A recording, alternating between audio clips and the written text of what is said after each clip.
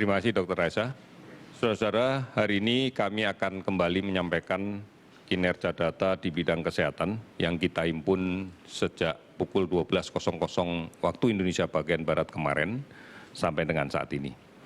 Kita telah melakukan pemeriksaan spesimen sebanyak 23.310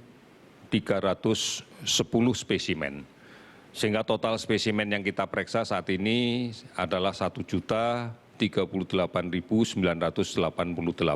spesimen. Dari pemeriksaan spesimen ini kita dapatkan kembali kasus konfirmasi positif COVID-19 sebanyak 1.671 orang. Sehingga totalnya adalah menjadi 74.018 orang. Kalau kita lihat sebarannya dari kasus positif yang kita dapatkan hari ini adalah sebagai berikut.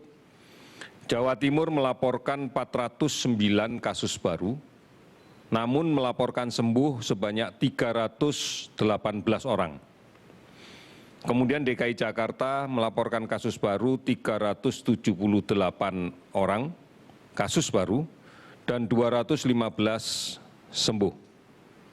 Sulawesi Selatan 180 kasus baru dan 176 sembuh.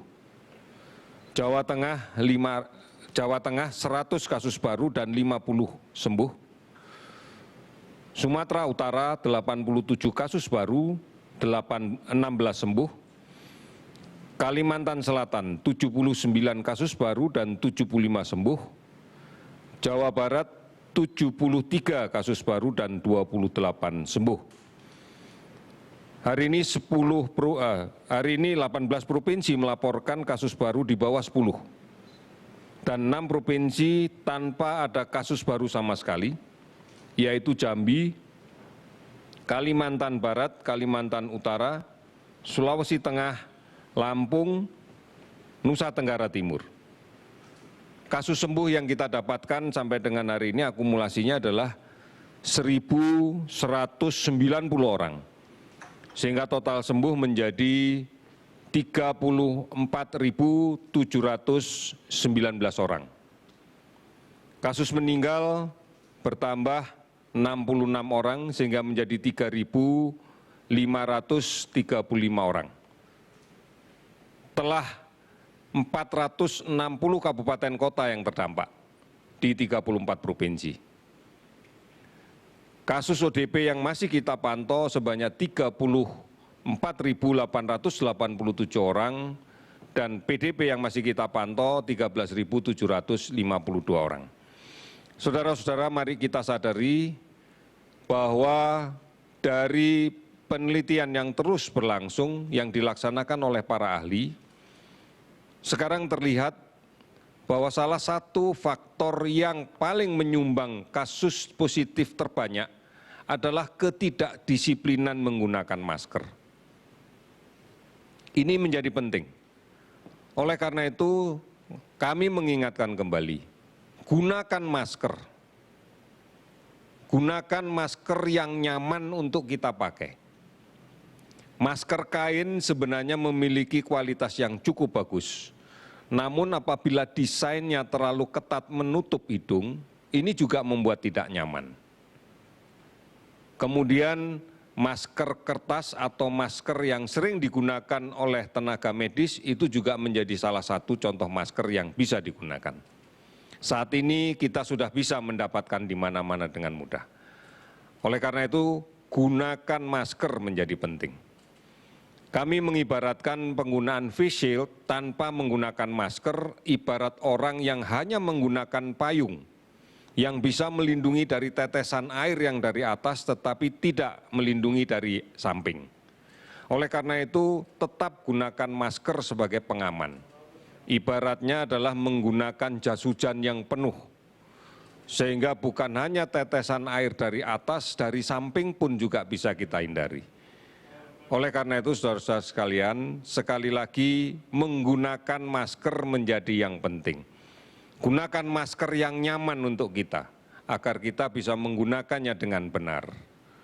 Kami melihat banyak sekali yang menggunakan masker kain yang didesain terlalu tebal, sehingga akhirnya tidak nyaman untuk bernafas, atau menggunakan bahan elastis yang kemudian terlalu menekan hidung, ini pun juga tidak nyaman digunakan, sehingga seringkali penggunanya menurunkan maskernya, hanya menutup mulut dengan alasan tidak bisa bernafas. Oleh karena itu, gunakan yang benar.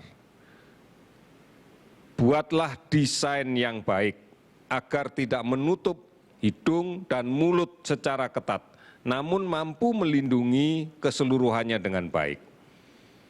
Apakah akan menggunakan masker kain atau menggunakan masker kertas, masker bedah, atau masker yang dipakai medis, silakan. Pada prinsipnya, ini yang menjadi beberapa hal yang kami amati menjadi sumber tertularnya seseorang karena tidak disiplin menggunakan masker dengan baik. Dengan berbagai alasan, termasuk alasan tidak nyaman dengan maskernya. Oleh karena itu, saudara-saudara sekalian, silahkan gunakan masker yang nyaman, yang bisa Anda dapatkan dengan mudah, namun betul-betul mampu melindungi saluran nafas kita, hidung, dan mulut dengan baik. Dengan cara ini, maka kita akan bisa mengendalikan semuanya. Beberapa ahli mengatakan bahwa mikrodroplet, droplet yang kecil, itu bisa kita ibaratkan seperti aerosol, seperti semprotan obat nyamuk misalnya. Dia akan melayang-layang di udara untuk waktu yang cukup lama apabila ruangan ini tertutup, tidak ada ventilasi dan sirkulasi udaranya tidak berlangsung dengan baik. Selama itulah dia akan berada di situ. Oleh karena itu, pelihara ruangan kita dengan ventilasi yang maksimal, pergerakan udara yang baik, sehingga kalau di ruangan itu kita temukan droplet orang yang positif, akan dengan cepat bisa dikeluarkan dari ruangan itu dengan aliran udara yang baik. Gunakan masker menjadi kunci yang penting. Kita secara signifikan melihat bahwa pada kasus dengan penularan yang tinggi ditandai dengan rendahnya kesadaran untuk menggunakan masker dengan benar. Kami mencoba bertanya, mengapa tidak menggunakan masker? Sebagian besar mengatakan tidak nyaman, karena desainnya yang tidak baik.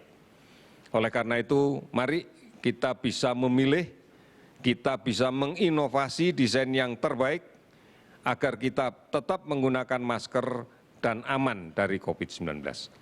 Saudara-saudara, ini upaya yang harus kita lakukan, karena kalau tidak, maka provinsi-provinsi yang masih tinggi angka kenaikan kasusnya akan semakin lambat untuk bisa kita kendalikan, menyusul provinsi yang lain yang sekarang sudah relatif terkendali. Kita bisa melakukan ini secara bersama-sama. Pasti kita bisa. Terima kasih, selamat sore.